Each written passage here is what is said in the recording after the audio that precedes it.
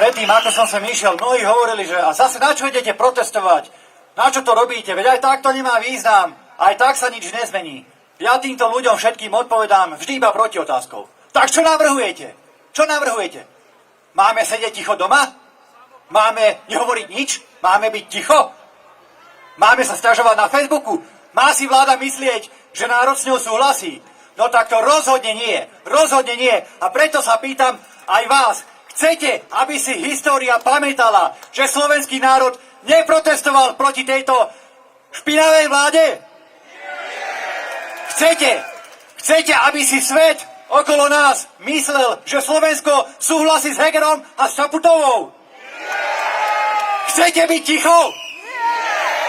Presne tak.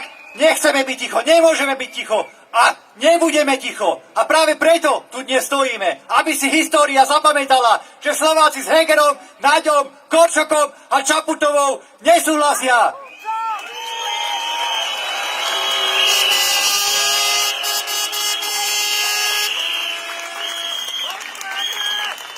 Ak chceme vybudovať silný štát, tak na to potrebujeme silnú spoločnosť. Skutočne silnú spoločnosť, stvorenú z ľudí, ktorých zaujíma politika, ktorých zaujímajú veci verejné, ktorí nie sú ľahostajní k tomu, čo sa deje. Pretože keď sú ľudia ľahostajní, tak to dopadne presne tak, ako to dopadlo teraz s touto vládou, keď naposledy, bohužiaľ, mnohí volili veľmi nešťastne. Protestujeme a budeme protestovať. Snažíme sa dávať aj priestor aj ostatným opozičným stranám. Vždy ich pozývame. S výnimkou strany Smer, bohužiaľ, všetci prichádzajú, ale Smeráci ani nás nepozývajú. Ale je to ich vec, robia si svoje. V každom prípade, v parlamente pri tom hlasovaní, tá opozícia v tých kľúčových hlasovaniach zjednotená je. Zatiaľ to na povalenie vlády nestačí. Všetci hlasujú za vyslovenie nedôvery, za odvolanie Mikulca, za odvolanie Hegera, za odvolanie všetkých možných. Zatiaľ to v parlamente nestačí, ale ako hovoril Ondrej Ďurica, skôr či neskôr príde deň, keď tá vláda padne a my musíme byť pripravení na to, aby sme poskytli Slovensku slušnú a úspešnejšiu alternatívu.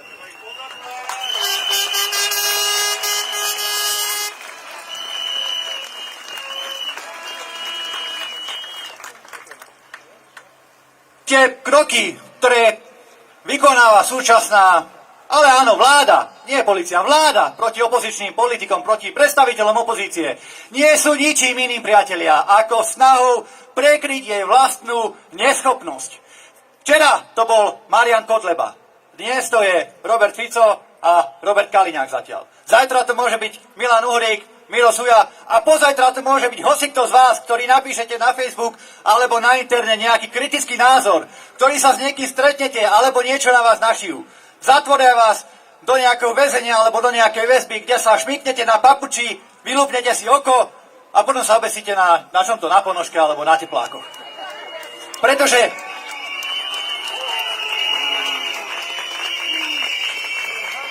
Pretože presne to je modus operandi, presne tak funguje táto súčasná vláda. Oni sa riadia motom, buď si s nami vo vláde, alebo skončíš vo väzení, skončíš v base. Ako čistá mafia.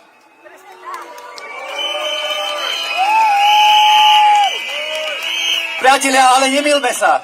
Prosím vás, nemilme sa. Nie opozícia je zodpovedná za to, čo sa deje v súčasnom štáte. Nie opozícia, nie Uhrík rozhoduje, nie Fico, nie Kotleba ani ďalší. Rozhoduje o tom súčasná vláda, jej ministri. Oni sú zodpovední za to, čo sa na Slovensku deje. Oni sú zodpovední za to zdražovanie. Oni sú zodpovední za to potláčanie ľudských práv, za to šliapanie po vašich právach. Oni sú zodpovední za zaťahovanie Slovenska do vojny. Je to ich chyba a raz sa za to budú zodpovedať.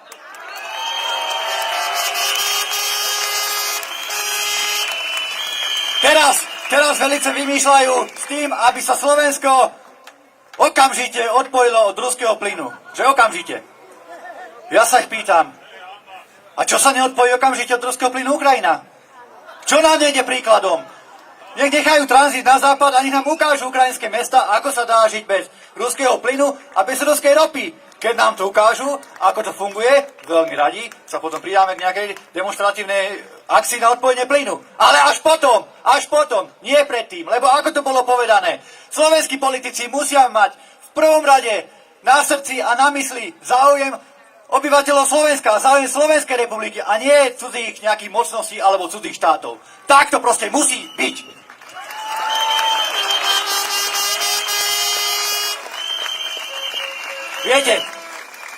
Viete, niekedy mám naozaj pocit, ako keby bol premiérom Slovenska Volodymyr Zelenský.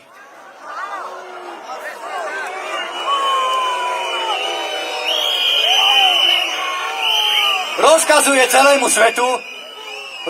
celému svetu, čo má robiť, moralizuje, pouča nás, dáva požiadavky. Zatiaľ sme nepočuli ani jedno ďakujem, ale rozhodne, ako som povedal, slovenskí politici nemajú rádi tým, čo im povie Zelenský, ale tým, čo im hovoria Slováci, čo im hovoria obyvateľia Slovenskej republiky, občania Slovenska, to je ich autorita. Vy platíte aj mňa, aj všetkých tých, čo tam sedia na hradnom kopci. Nie Zelenský.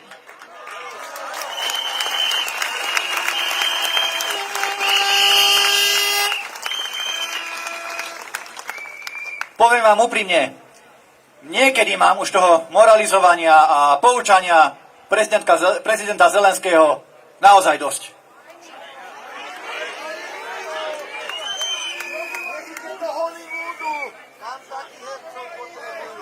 Slovenská vláda má mať na mysli záujmy obyvateľov Slovenska. Prečo sa neinšpirujeme Maďarskom? Prečo sa neinšpirujeme v tejto veci Viktorom Orbánom, ktorý...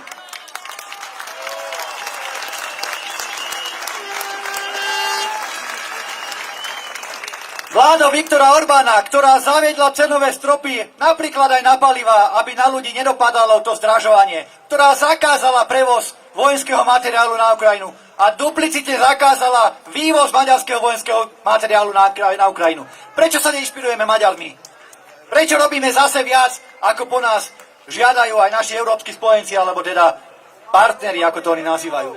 Len preto, aby sa nejaká Čaputová, nejaký Náďa Korčok zapáčili niekomu v Bruseli, alebo niekomu vo Washingtone. Komu sa zodpovedajú? Kto ich naozaj platí?